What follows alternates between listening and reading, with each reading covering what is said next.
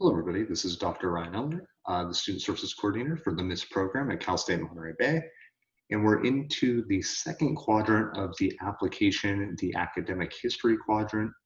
If you haven't seen our prior videos, we have two prior videos, one that goes over the personal information quadrant, which you can see we've already completed, and how to navigate and start a Cal State Apply application. So feel free to look at our earlier videos in our playlist if you need that assistance. So with that in mind, we'll jump straight into the academic history quadrant.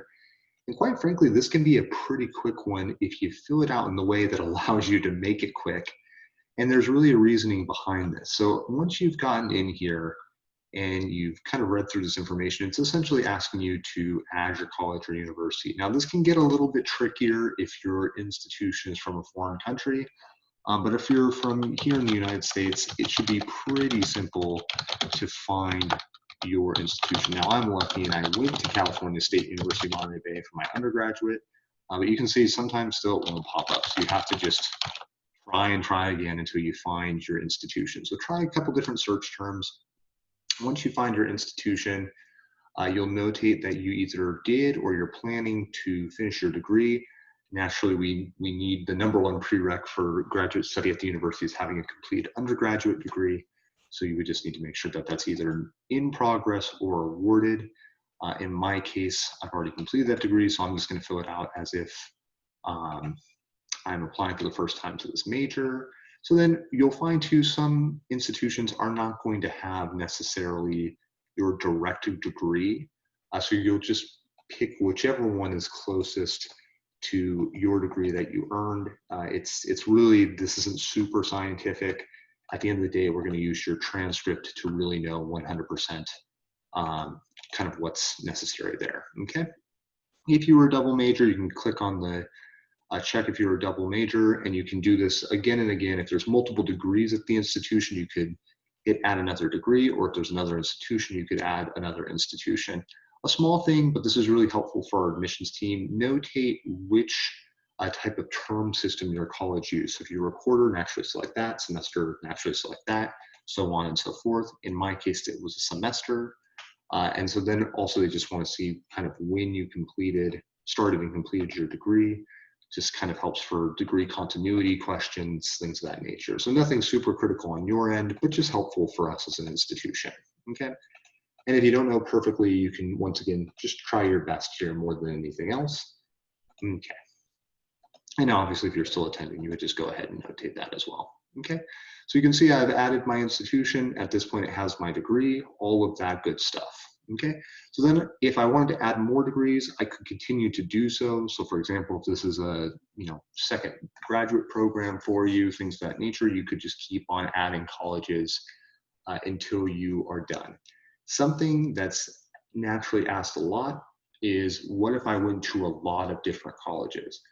Personally, I would only report the schools that you earned a degree from or that you used credit from that institution to transfer into a college that you earned a degree from, okay?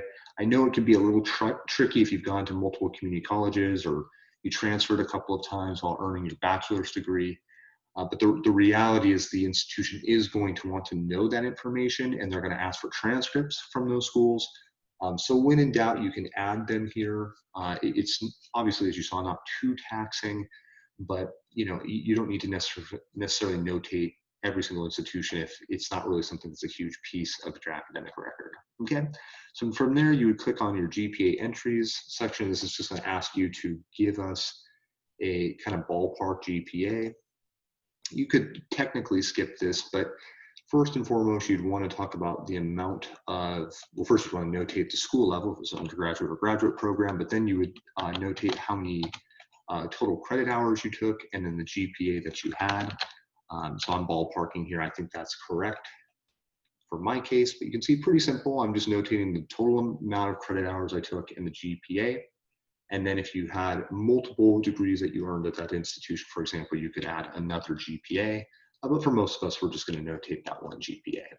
Another common question I get is standardized applications. Do I need to include the GRE? Do I need to include, insert test here? The most common test that somebody's going to include on this application is a TOEFL or other test of English for foreign applicants or domestic students with foreign documents, okay?